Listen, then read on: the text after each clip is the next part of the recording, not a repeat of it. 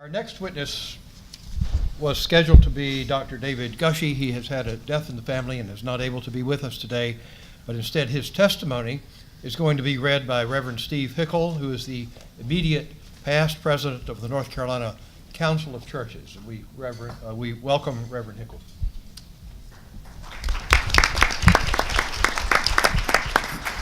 And we will, for just this one witness, we will not be taking questions because we thought it was unfair to ask him to answer questions about testimony that he did not write. So it seems good to say, and I quote, the duration of what I say will be a quote now and one more at the end.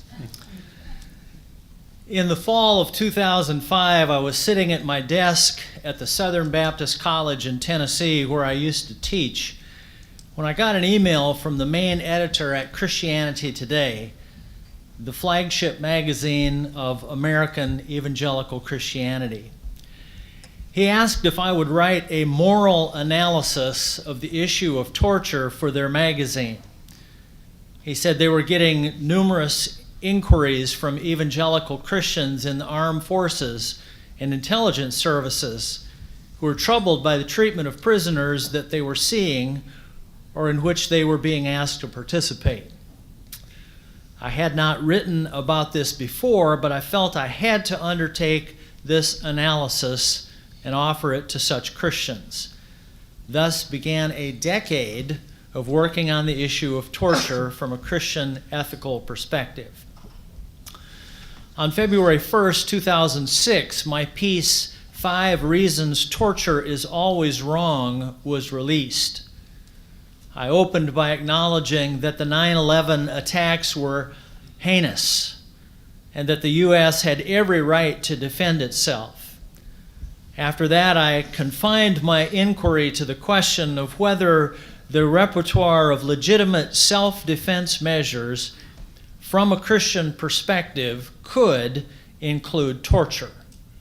I said no and offered 5 reasons. I remain convinced of these reasons. I offer them to you and cite the language of my 2006 article.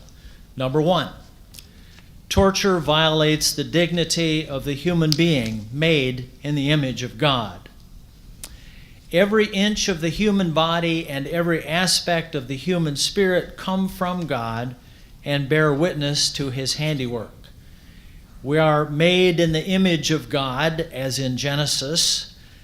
Human dignity, value, and worth come as a permanent and ineradicable endowment of the Creator to every person. Christians, at least, should be trained to see in every person the imprint of God's grandeur. This should create in us a sense of reverence. Here we say, and we say it even of detainees in the war on terror, is a human being, sacred in God's sight, made in God's image, someone for whom Christ died. Number 2, torture mistreats the vulnerable and violates the demands of justice. In the Scriptures, God's understanding of justice tilts toward the vulnerable. Do not mistreat an alien or oppress him, for you were aliens in Egypt. Do not take advantage of a widow or an orphan. If you do and they cry out to me, I will certainly hear their cry. And those lines, of course, are from Exodus. Primary forms of injustice include violent abuse and domination of the powerless. The 83,000 people who have been detained by our government and military in the last 4 years are, as prisoners, vulnerable to injustice. Those who have been tortured are victims of injustice. Number 3, authorizing torture trusts government too much. From the book of Romans, human beings are sinful through and through. We are not to be trusted, and we are especially dangerous when in possession of unchecked power. This applies to all of us. Given human sinfulness, not only must people be told not to torture, we must also strengthen the structures of due process, accountability, and transparency that buttress those standards and make them less likely to be violated. It's not enough for U.S. government officials to say they can be trusted to act in keeping with our values. Not without due process, accountability, and transparency. No government is so virtuous as to overcome the laws of human nature or to be beyond the need for democratic checks and balances. Number 4, torture dehumanizes the torturer.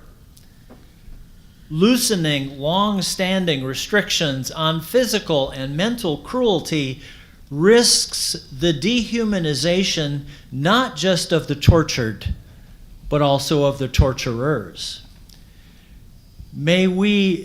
What may be intended as carefully calibrated interrogation techniques could easily tempt their implementers toward sadism, the infliction of pain for the sheer fun of it, especially in the heat of military conflict, in a climate of fear and loathing of the enemy, and in the context of an endless war on terror. How many of us could be trusted to draw the line consistently between the permitted grabbing, poking, and pushing and the banned punching, slapping, and kicking? How much self-control can we reasonably expect people to exercise?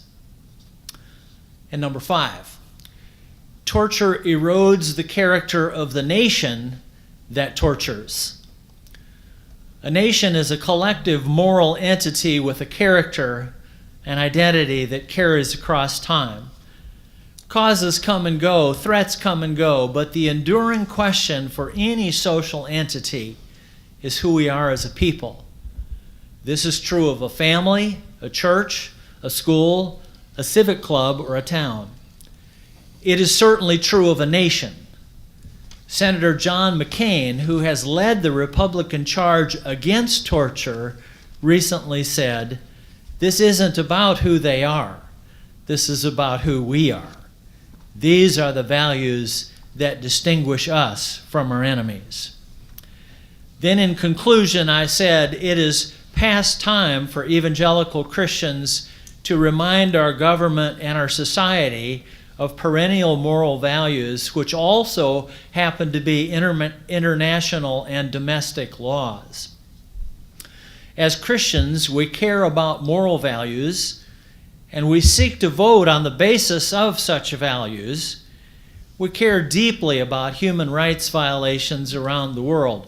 Now it is time to raise our voices and say an unequivocal no to torture, a practice which has no place in our society and violates our most cherished moral convictions. After the release of this article, I ended up leading an evangelical organization we called Evangelicals for Human Rights. We quietly drafted a lengthy evangelical declaration against torture that gained a 39-1 vote of the board of the National Association of Evangelicals in 2007. I attached the statement for your consideration. I was the principal drafter. Still, a decade later, public opinion polls show that an absolute rejection of the morality of torture is the minority view in the U.S. population, and especially among white evangelicals. I believe that this represents not the debatable nature of our moral claims, but the seductive power of a bad idea once insinuated into American public discourse. The lack of any publicly released government study of U.S. detainee policy has left most Americans in the dark about what was done in our name. In the absence of such a governmental study, the Constitution Project, a nonpartisan public interest organization devoted to the rule of law, set out to address this situation. It gathered a detainee task force composed of experienced former government officials. The co-chairs were former Ambassador James Jones, a Democrat, and former Congressman and now Arkansas Governor Asa Hutchinson, a Republican. Recognized experts in law, medicine, and ethical behavior were added to the group. I was added as a Christian ethicist. It was a high honor, and I took my responsibility seriously. We found that after 9/11, government officials were guided by a mandate from the president to do whatever was necessary to prevent another such attack. Those officials undertook those measures as their best effort to protect their fellow citizens. But their intentions did not relieve them of their legal and moral obligations. Being able to hold on to one's moral principles in times of crisis is a key mark of moral maturity, both for persons and institutions. The most important finding of this panel was that it is indisputable that the United States engaged in the practice of torture. The second notable conclusion of the task force was that the nation's highest officials bear some responsibility for the spread of torture and have never been held accountable. The most important element may have been to declare that the Geneva Conventions did not apply to Al-Qaeda and Taliban captives in Afghanistan or Guantanamo. The administration never specified what rules would apply instead. The other major factor was President Bush's authorization of brutal techniques by the CIA for selected detainees. The consequence of these official actions and statements are now clear. Many lower-level troops said they believed that the gloves were off regarding treatment of prisoners. Much of the torture that occurred in Guantanamo, Afghanistan, and Iraq was never explicitly authorized, but the initial authorization of the CIA's techniques depended on explicitly setting aside the traditional legal rules that protected captives. It also involved creating an ethos of moral permission to abuse prisoners. This ethos trickled down and out to the other actors and theaters of war. My role on this panel primarily consisted of keeping the moral questions alive in our deliberations and helping the panel avoid succumbing to the mere utilitarianism so often dominant in public discussions of torture.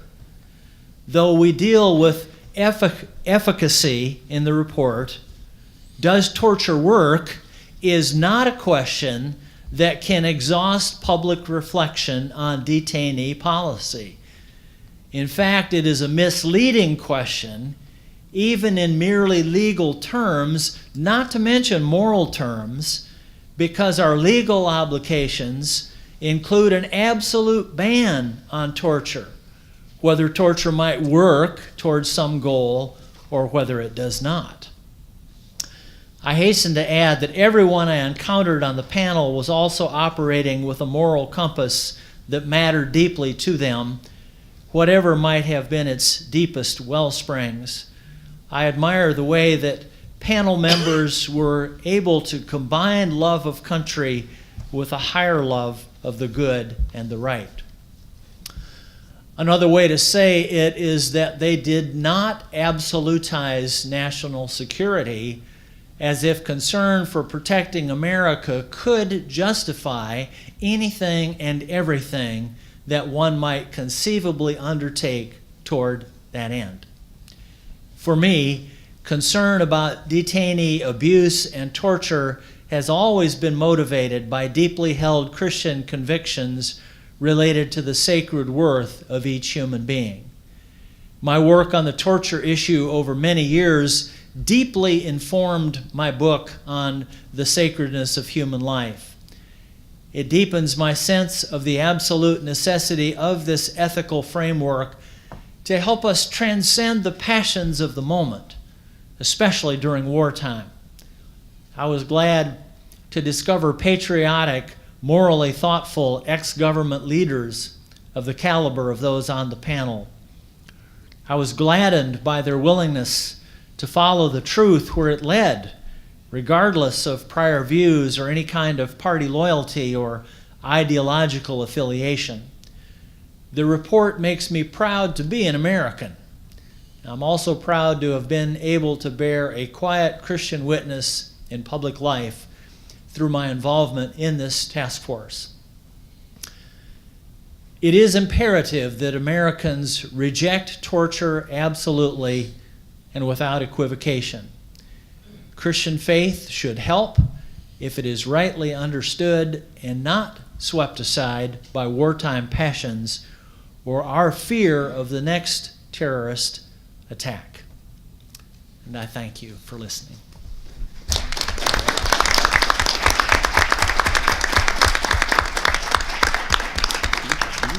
We would like to give Reverend Hickel a special thanks for stepping in at the last minute to help us out as he did.